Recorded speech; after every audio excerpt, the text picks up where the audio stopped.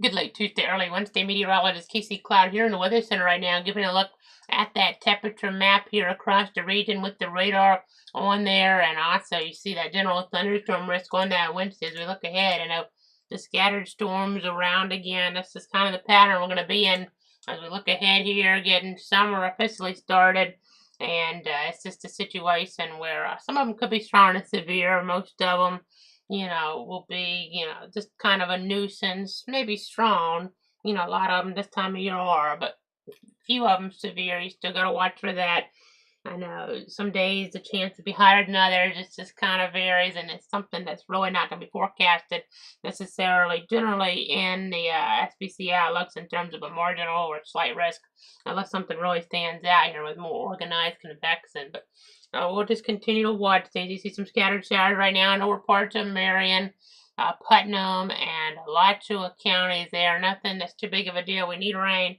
That type of rain, not really an issue. We just don't want that lightning. I know that can be very dangerous, obviously. Whenever thunder roars going towards them, we have the hotter temperatures during the day.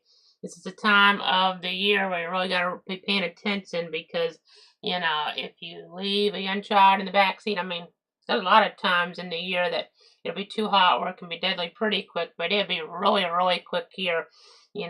Just a matter of, 10 minutes or so without air conditioning back there, things get really, really hot. They get really, really hot really, really quickly here. You don't have, that much time there, and that can be deadly as we're looking at things and as we're tracking things here. Just heat exhaust and heat stroke, you got to be mindful of those, obviously, as we're looking at things and as we're tracking things here. For folks that are outside in that peak heating, not just talking about children in that case, but, talking about those that, may have underlying conditions there, the elderly. Just got to be really cognizant of that here as you're looking at things and as you're tracking things. Now, locally, we don't have anything too crazy going on right now. As we're watching our overall picture. Now, nationally, a little bit different story. I know it's about 2 a.m. Eastern when we're doing this, 1 a.m. Central, and out toward Oklahoma, folks are needing to practice those tornado safety tips right now. Very important for folks to be doing that as they're looking out toward eastern Oklahoma. So let me go ahead and show you what I'm talking about here. We're going to go ahead and switch on over. We are live with this for those tuning in about 1 a.m. Central Time. There's a couple tornado warnings now with confirmed tags. We're seeing quite a few severe thunderstorm warnings, but we had lost some of the tornado warnings. But now in eastern Oklahoma, we have some tornado warnings that are on the board right now. That's what's back on over. So make sure if you have that basement, getting that right now. If you're looking toward parts of Adair, Cherokee, Delaware counties, I know, these warnings, they're having to be issued here by the Norman office. Some different things are going on with the Weather Service right now. This is a Tulsa region, but Norman having to back them up right now. And some different updates going on.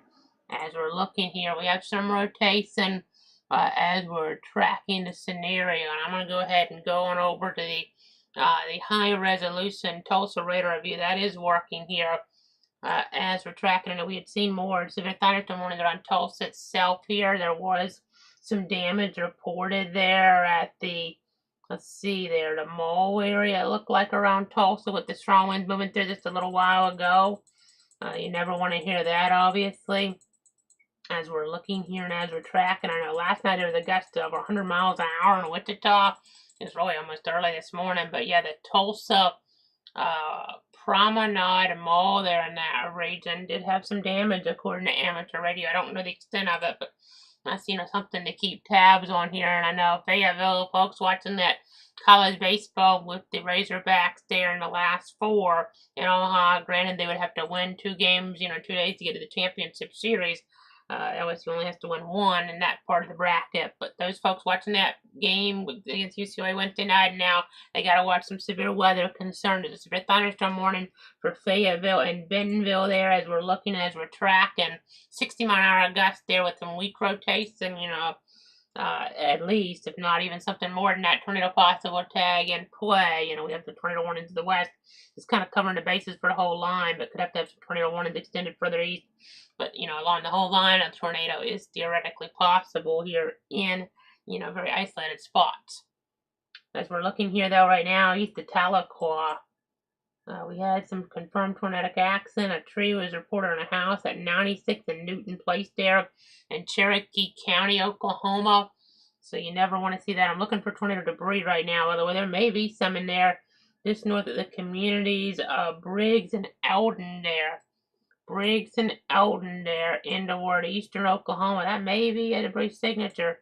I'm still trying to pop out. That's a pretty nasty little notch. We got some of this action further back in Oklahoma. Then we didn't have any tornado warnings for a little while there. Still could have had something spin up, but it's not out of question.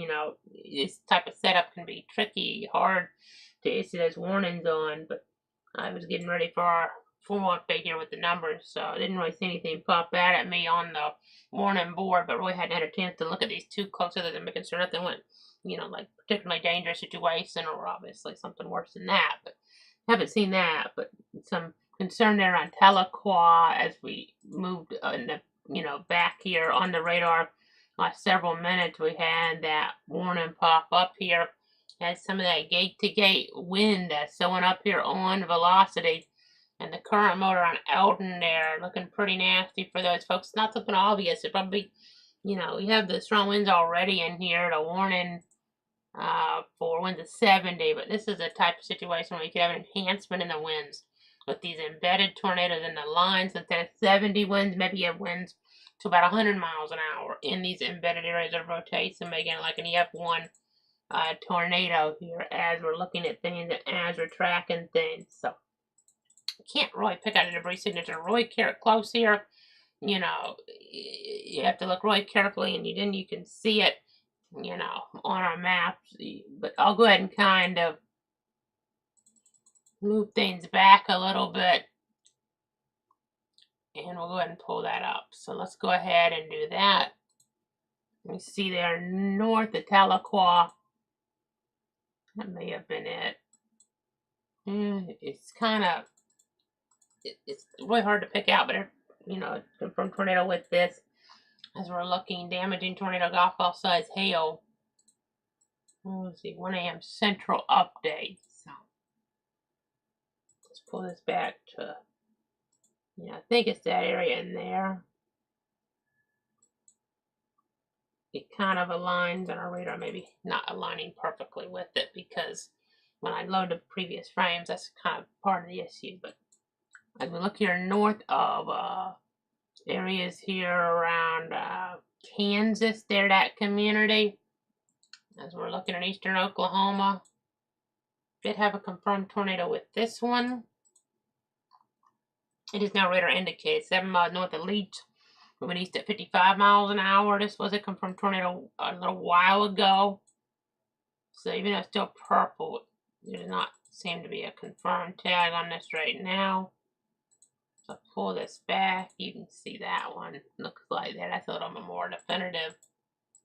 Looks like to me anyway. I'll double check to see if I have to load the frames. Okay, there we go. Does have them in here because I loaded them for the other area on the same radar. But yeah, that's more definitive there in Mays County. That is a confirmed tornado. It might have been when they first issued a warning even. It was confirmed. Well, they issued it at 47 and confirmed it at 50. But you kind of get the idea there. Nasty situation for sure. Moving up toward Bentonville, Benton County. Now, Northwest Arkansas had a pretty nasty severe of the year. As we're looking at things and as we're tracking things. College baseball wise, I'm sure they're really paying attention though. They're hoping their Razorbacks can get the job done there in Omaha. Still gonna be tough to win 2 games 2 days against LSU, a team they lost to earlier on, in the CWS there in Omaha. I know Dave Van Horn, he's been looking for that elusive title. He literally was 1 foul ball away from being caught in 2018 against Oregon State from winning his national championship, and it didn't happen. He knows very well about how things go there in Omaha. It's reminiscent in some ways. I mean, granted, that's a little bit more noteworthy with that one play, but he knows there what happened to him, and then he knows about Mike Martin there at FSU all those years, the late Mike Martin. Just couldn't get it done in Omaha. In fact, Mike Martin's last win in Omaha, ironically, kind of, sad irony in a way, it was against Dave Van Horn's Arkansas team in 2019 in their first game back in Omaha after that collapse there in the CWS Finals in 2018. But as we're looking at things and as we're tracking things here, you can kind of see as we're looking here at the Doppler radar technology here. Again, Northwest Arkansas, a couple of different areas of spin. They look a little weaker on this, but we have that wind energy in here. There's some strong winds in here, and that can be damaged. And that's been the bigger threat really tonight as we've been looking at things, as we've been tracking things. Is continuing to give you guys the latest updates here. In Oklahoma, Power.us has over 33,000, almost 34,000 customers noted as being in the dark there. So we look at some other states here. Just trying to get the latest information. Watching the different numbers. South Carolina has some outages. Kansas, Georgia, over 13,000 in Georgia as we're looking up there. Some of those maybe northeast Georgia there. That's where the cluster that is. A few down in North Dougherty County as we look up, as we track things here on the overall perspective. I know last 12 hours for rain there. They did have some rain there earlier on as I'll switch it over to our other mode. Some could be weather related, not really sure there. As we're going ahead and tracking things, but we had some severe warnings the last couple of days. I know there has been some lightning issues. You gotta be aware of those whenever thunderstorms go indoors. But that's gonna damage your home or whatever, or equipment. Whether you're inside or out, it's about protecting yourself in that case more than your property. But we haven't had any severe damage and wind reports, even though we had a few warnings both days. We haven't broke in, and I didn't think they were going to verify, unless, it's something that hadn't come up in the SPC site yet, which is possible. We haven't had any verification here.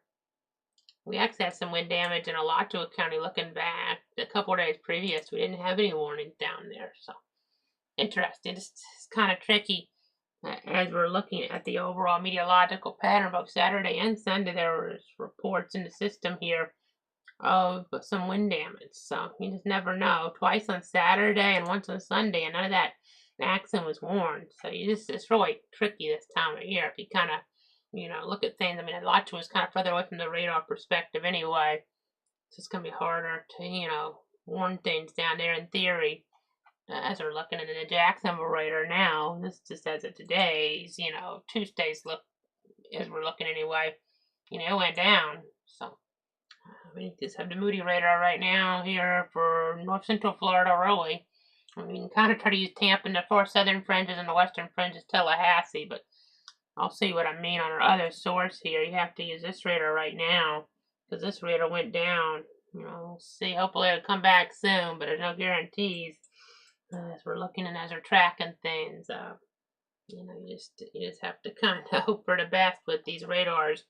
When they go down sometimes the issues can be very minor and sometimes they can be very significant. So let me see if they sent out a statement real quick because I don't want to mislead you. I looked earlier and they just, we're going to send some folks. They might have sent out an update. So let me just look here real quick.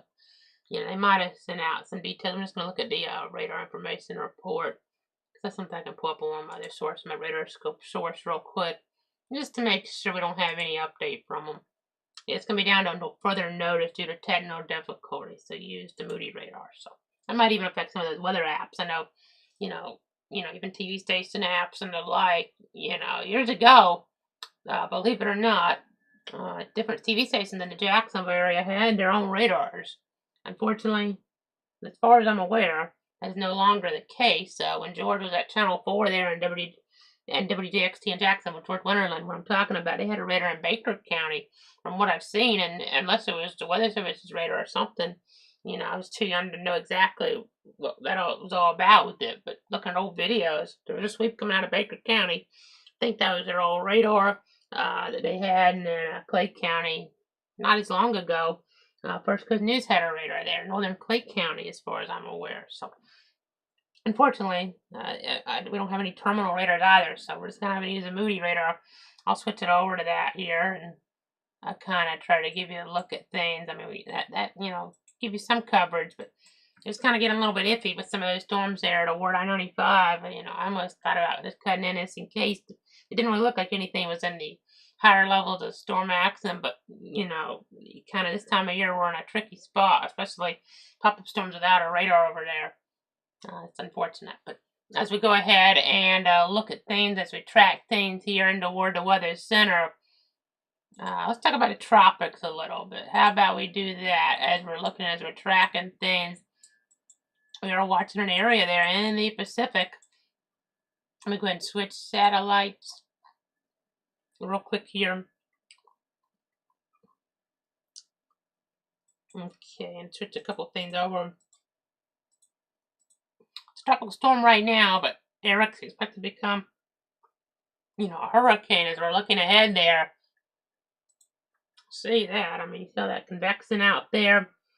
Cat 2 hurricane there, maybe approaching a major hurricane before it hits Mexico. Western side now, per se. Southern side, and not toward the Atlantic Basin. We have not had any named systems in the Atlantic.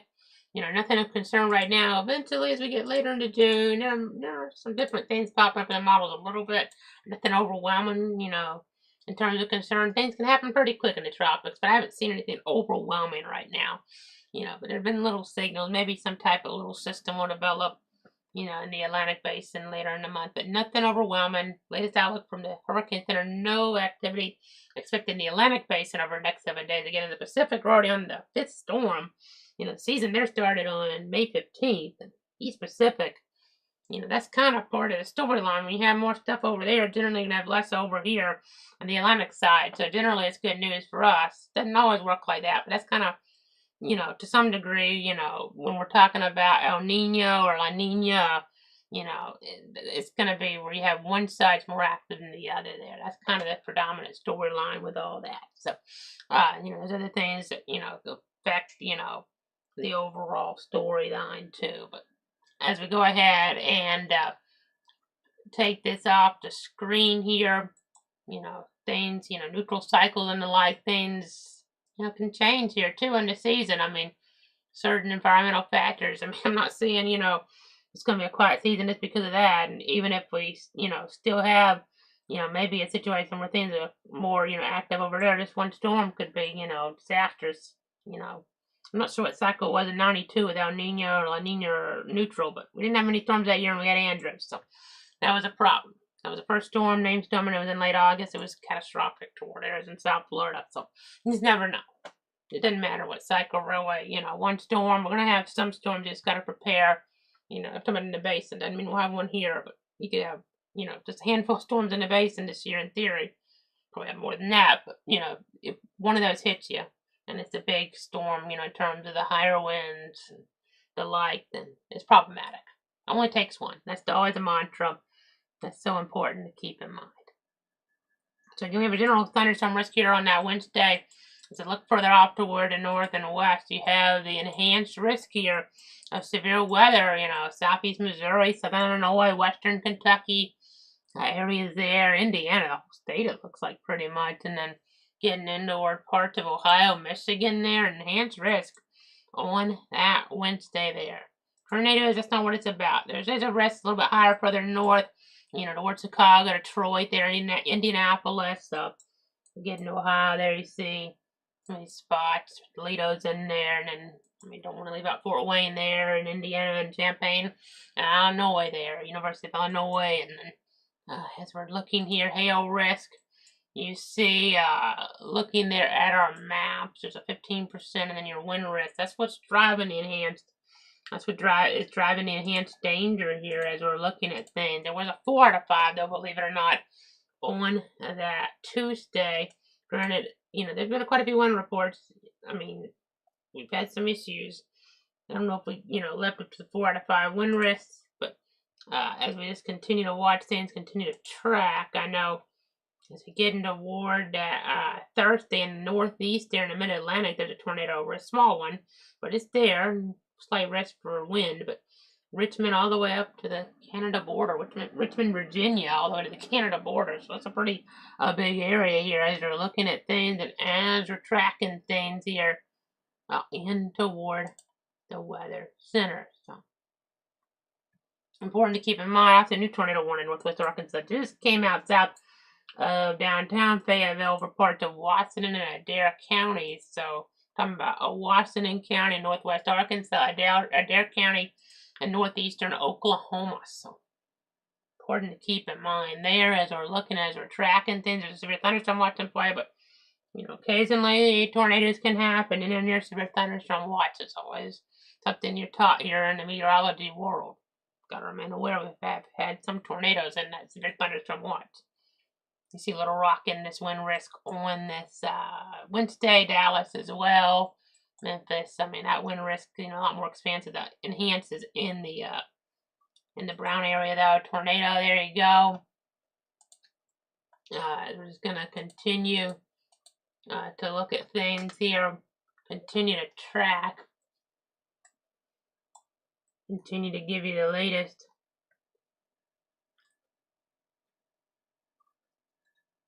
Just trying to keep you informed here, obviously, on all the different weather, data, the different trends, and the like. It's just important to kind of stay on top of it. Again, you have all these warnings here. You have these flash flood warnings there in Oklahoma.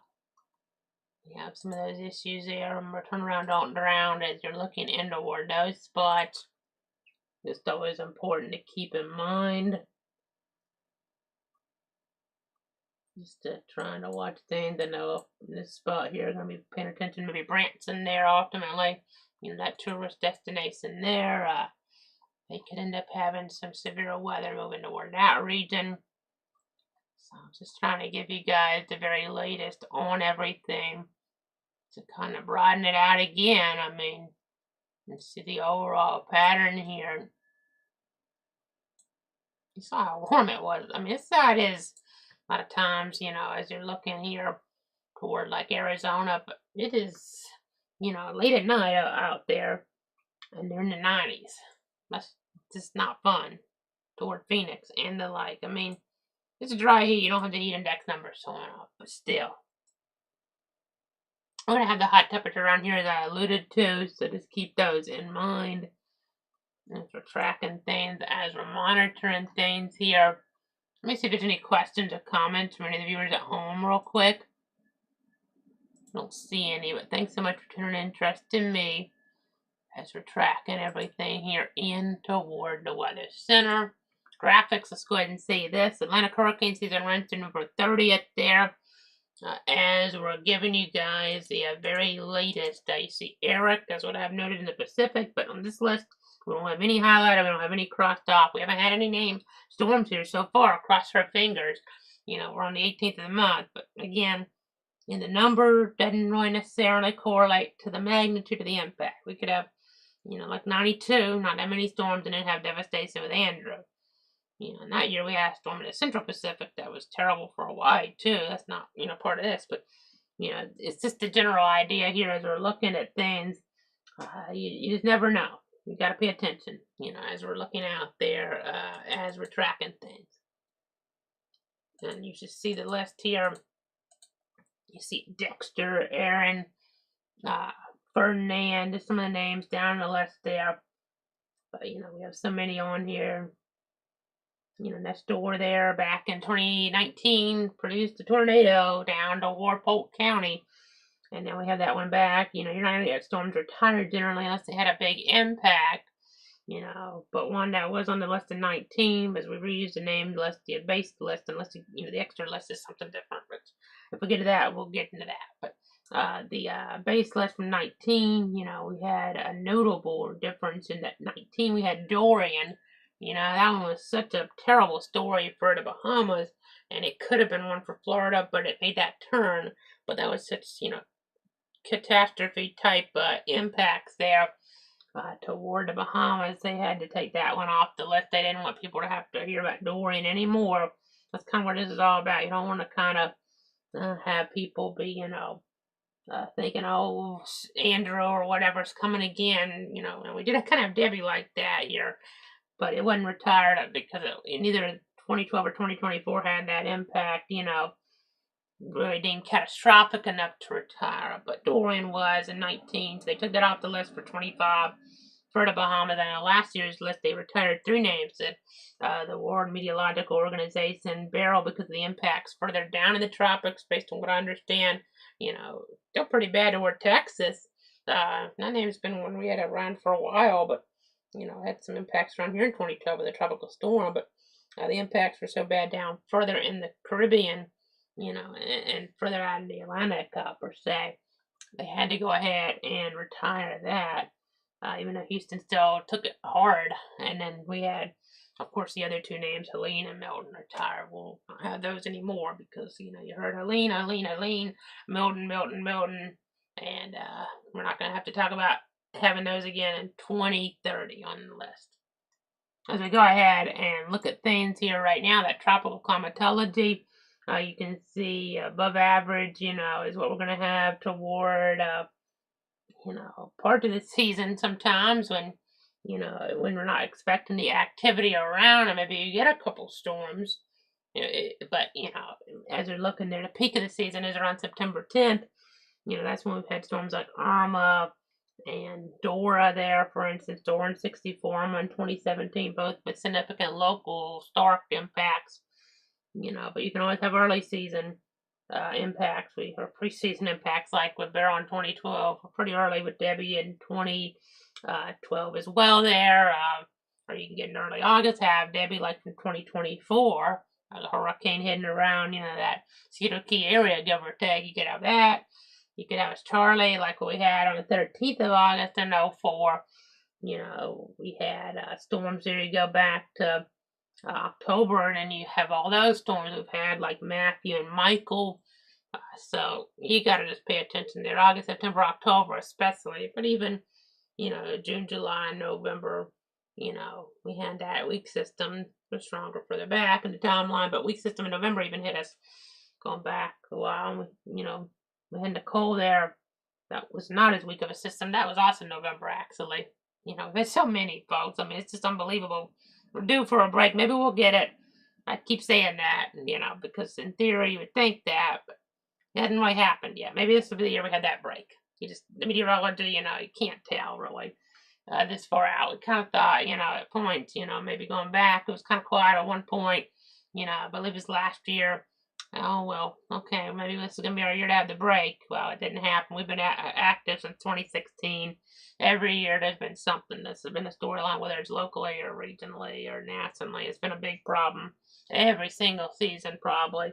If I could go down the list, I don't know if I want to do them all off the top of my head, but I'm like 2016 there we had, of course, and I'll forget some, but 2016, of course, we had Hermine and Matthew. 2017, Harvey and Irma, and then we had the one Maria there toward Puerto Rico. 2018 there, of course, we had Michael, and just, that was just catastrophic. That was late in the season, too, but 2019, we had Dorian go to the east. 2020, we had a lot of storms in Honduras, not, maybe as much in our area, directly terrible, but we had one down toward Corpus Christi. We had, of course, we had Lake Charles get hit so bad, so, with Laura there, and the storms just went together.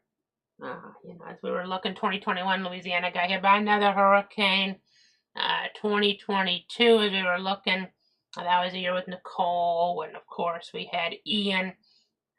Again, I might be forgetting some, but it's off the top of my head. But 2023, we had a Dahlia. It was just storm in of itself. And in 24, we had Debbie. Of course, we had Helene and Milton. I probably left something out, but you get the idea. Every year there's been a problem. So, big problem. As we're looking, there were some years in there. 2012 was pretty active. As we were looking, we had a storm toward Louisiana. We had Sandy, of course, toward the northeast. Irene was in 2011, I want to say, there, toward the northeast. And then we kind of had a gap in there for a few years. I said FSU pretty much. As we were looking, of course, we had Joaquin in 2015. That was a big problem toward, marine interest further out toward the east, That was just a catastrophic situation there, but you kind of get the idea. As we go ahead now, that rainfall forecast next 7 days, you see more rain toward the center of the country. Some of that's going to be kind of what we're going to have coming up with the active system, it's going on. But you see parts of Oklahoma, Arkansas, Missouri. It's not overwhelming. A lot of that's just coming here as we look, as we're looking today, even to that threat in play. But you see toward our area, we have, areas east central Georgia, not as much rain. Kind of stands out a little bit less, maybe around Augusta, we'll see. South Georgia, North Florida, we have enough. We need, maybe more in some spots. Some spots don't need more at this point. We've had all that, drought worry here. We need rain in the summer because that's our rainiest months as we're looking, so, of course, if we get a big tropical system like Irma or something, then all of a sudden you start having floodings. But if we get a weaker system, that is just enough for us, that's what we still could use, really. And then the drought information as of last week is still there. Some spots will probably get taken off this week. Some spots are probably still, you don't really go from a severe drought to nothing that easy, and then you have extreme still toward parts of southwest Florida.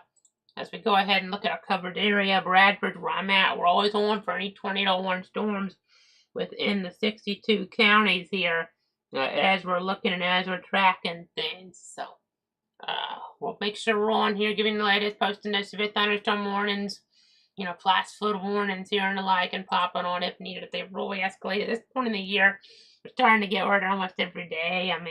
So, it takes something a little bit more obvious on some of the velocity images for me to jump on in here on the different streams. But if we need to do it, we will here. But the tornado warnings, we're on with those 62 counties. Been on for everyone since like 2019. You got to make sure you're watching, though. And, it can be easy to get one past you sometimes. So,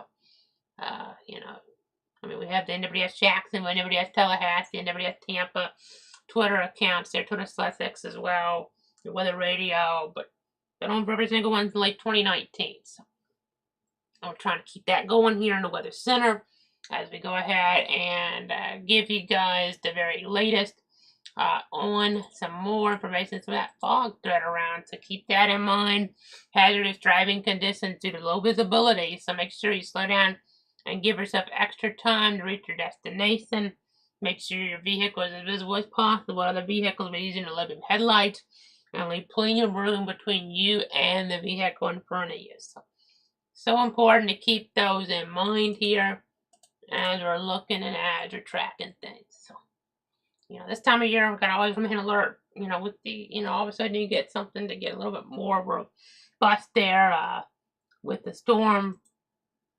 You just have to always have to pay attention. But the fog threat's something that's overlooked sometimes. Fog, important. Heat safety is really important. Just, I don't have a graphic in here for it right now. You just got to keep that in mind because, heat, is a very, very dangerous thing. If you're out there, you're overdoing that peak heating. You're not drinking that water, and the like there. You're not taking frequent breaks. You start to have the heat index, the triple digits become a big concern. So got to keep that in mind. But now as we go ahead and see those temperatures, a little above average here, really, with those readings as we're looking at, as we're tracking things. High temperature and lightning can be dangerous, so use caution when outdoors. At certain times, you see 40% there on that Wednesday for rain. Rain can help cool you off. Even if you see these high numbers, if you get rain, you're going to cool off a lot. If it's a good bit of rain, sometimes it's passing the shower, maybe not. But if you get a good bit, or if you get the boundary come through that cools you off, it's something a little bit different. But if you just get a little bit, it might warm back up. But sometimes if you get a couple inches on one day, then you cool down for a bit there, and it really lingers all the way to sunset in the evening. But as you see here, 94, 94, on Juneteenth there, on that Thursday, rain chance goes up a little, but on Friday, that's maybe our peak here as we're looking here, with the rain chances over the next 7 days or so. 93, so it's a little cooler, maybe that high, because a little bit more storm accent around. Saturday at 94 there, Sunday there, 94. No, by the way, Friday, as we're looking at things, that's the end of that work week there. You know, as we're getting into summer there, you know, the official, but really as you're looking here, it's been that type of pattern already as we're tracking things. And then you see here 73 or so. Sometimes it can be a little bit cooler at times. I mean, we're sitting here east of Stark rural area down to 71, but the reason I go a little higher is because the numbers, you know, including the beaches and the like, and you got to factor all that in. That's kind of what the guidance is indicating. Speaking of model guidance here, this next graphic is going to be, you know, a little bit, you know, on, you would say, the side where we're having to use climatology a bit. The reason I'm showing you this is because I'm going to work on some stuff here and be off from our normal updates here as we're looking ahead, as we're looking through the rest of the month. We're going to have the cut-ins, though, for severe weather as needed. But you see here, as we're looking there next week, you see 93, 94, give or take, and a little above average, a trend. Rain chances, you know, one day I'll probably end up going up here or there more than what I have right now, maybe even a couple. Some will probably be a little less, but in general, scattered showers and storms. You know, it's a time of year where, you know, the pattern's pretty similar. So the severe weather cut-ins should be adequate here, you know, as warranted, and posting the other warnings here if they're not warranted. You know, post those on Facebook. They're Casey Cloud Reacts, Facebook Cloud Weather, Twitter/Exit Cloud Casey. So that's kind of storyline there, and we'll be looking with those form updates, you know, as you're getting ready for those July 4th plans, obviously. You know, that forecast to be so important as we get toward July 4th here, toward Independence Day, which is on a Friday this year, Friday night. So there's fireworks. You know, folks trying to get those in. It's too hard to say what the forecast will be for that right now. Even this is a stretch, to be quite honest, as we're looking here. But the storyline is, you know, toward Independence Day. You know, we always have to be watching. It's the same, you know, idea. Some years worse than others, but whenever thunder roars go indoors, you just have to be paying attention there. Obviously, we'll have the formal information, formal updates that week. But as we're tracking things, as we're monitoring things, just wanted to go ahead and give you a look at all of that. You see our local map here. Let me see if we have any tornado warnings further out. We do have one in Arkansas right now, south of Fayetteville there. Some rotation toward Washington County and Arkansas. As we're tracking things, you see south of Prairie Grove. So we'll be watching that.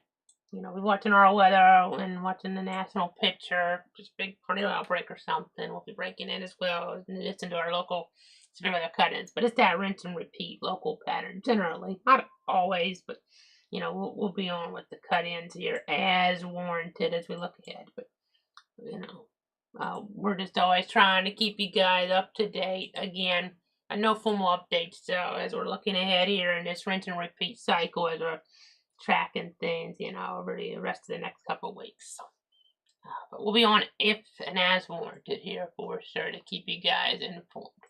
Have a great night, everybody. Stay safe, and we'll be back here as those conditions warrant. As I go ahead and real quick, though, check, make sure you don't have any questions or comments. I don't see anything. Make sure you're following all the different platforms. We'll be posting warnings. Facebook there, like we've been, and then Twitter/X there. You know, Cloud Casey, Facebook Casey Cloud Reacts, Facebook Cloud Weather. And if something's more suspicious, you know, jumping on there with the latest. Even though we don't have the full updates coming up, we'll be jumping on as warranted. Obviously, a tornado warning would warn that for sure. So that's the storyline there. Enjoy things. You know, stay cool. Stay safe from that lightning, the rain. You know, but we do need that rain. The slick roads, that can be an issue. Watch out for the fog. And we'll again be on here as